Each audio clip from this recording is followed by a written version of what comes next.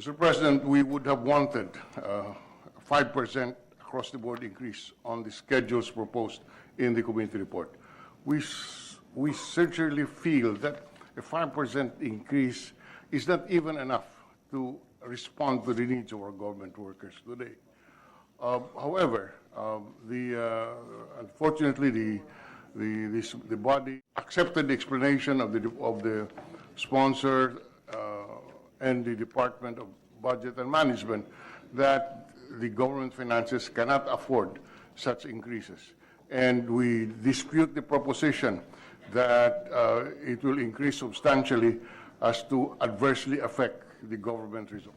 Session resumed. Thank you, Mr. President. There's a pending question from the gentleman from Cavite. We apologize for the lengthy. This is advanced math. The methodology adopted by the DBM and also the Office of Senator Joel, who is an author of the bill, is that for each salary grade, there are 33 salary grades. They took the base salary, monthly salary for the first year of implementation, which is 2020. So in the case of SG1, under the original bill, the computation is that from 11,068, they will go up to 11,551 a month, representing an increase of 4.36% a month. What the minority leader wants or has proposed is that on top of the 4.36%, there will be an additional 5%, so a 9.36% increase. And so in the results, and they had to multiply that, they had to do that computation for each salary grade, for all 33 salary grades. But the assumption was only based on step one, meaning they assumed that all government employees are at step one, when we know in truth that there are some who are step two, some who are step three. So the figure we are giving is a conservative figure, Your Honor, meaning the computation made by the Office of Senator Joel of 42 billion for the first year as against 31.1 billion for the original bill is a very conservative figure. And I say this because it does not include the 13th and 14th month pay. It also does not include the larger amount that the government will shell out for PhilHealth, for Pag-ibig, and it does not account for the actual situation of some employees not being at step one, Your Honor. So the computation of DBM is it could actually reach as high as 60 billion for the first year, Your Honor. 60. Well said, Mr. President. Nahirapan tayo. Thank you, Mr. President. Well, we had to exercise our gray matter. Mr. President, first, I think that 60 billion is way off the mark. I cannot really see how it can get to 60 billion.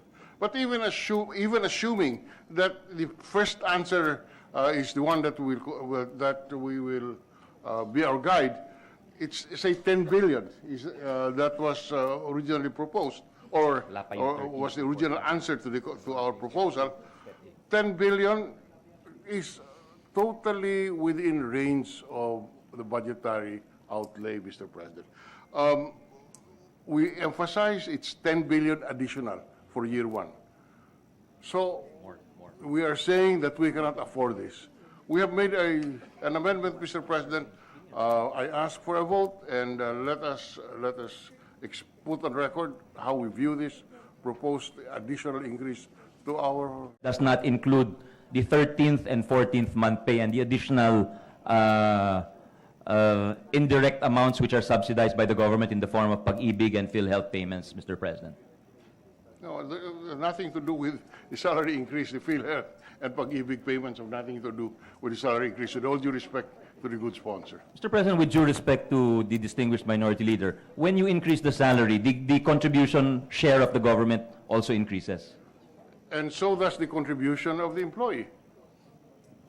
Yes, Your Honor, but we're talking about the amount to be funded by the government. So the amount to be funded by the government is not just the pure salary increase, but it's also the logical consequences of the salary increase, Mr. President. That is the necessary consequence of allowing the employees more income. And there are a lot of theories, economic theories about this, Mr. President, whether or not the additional increase is beneficial to the economy or not. Are you telling us, Mr. President, that the 32 billion does not include the contributions to to GSIS and Pag-ibig? It includes, Your Honor. It is inclusive. Well, anyway, I can understand the good sponsor cannot respond properly because he is not the original sponsor of this bill. Yes, Your Honor. I'd like to emphasize that when the minority leader takes some interviews tomorrow, he does not mention my name, Your Honor. I'm just the substitute teacher, Your Honor. Anyway, so, Mr. President, we have an amendment which is not accepted, and therefore we ask for nominal voting. So, the nominal voting, as stated by the good president, the Senate President, is those who are in favor of the Drilon amendment, which will increase at least 5% across the board, say yes, vote yes. Those who are against it, vote no. All right. The request is for a nominal voting, so we will do away with the usual ayes and nays and the raising of hands and proceed with a nominal vote on the amendment. Authorizing the grant of additional benefits and for other purposes.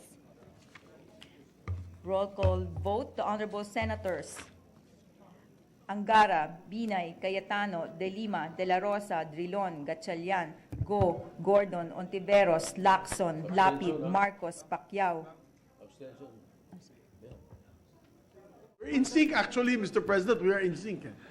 All right. But, Mr. President- therefore, are you moving to close the period Yes, of Mr. amendments? President, I move to close the period of amendments. Any objection? Hearing none, period of amendments closed. Mr. President, I move to approve on second reading Senate Bill number 1219. I so move. Any objection? Hearing none. The minority leader is recognized. This is not an objection, Mr. President, since the amendment that we proposed has been voted down. Notwithstanding that, we cast a vote of abstention. All right. Any objection? Hearing none. Senate Bill 12.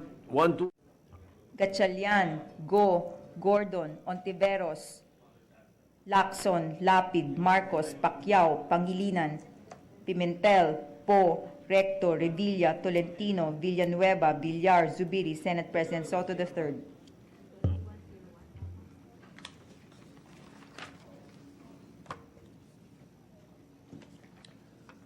With 21 affirmative votes, no negative votes, 1 abstention, Senate Bill 1219 is approved on third reading.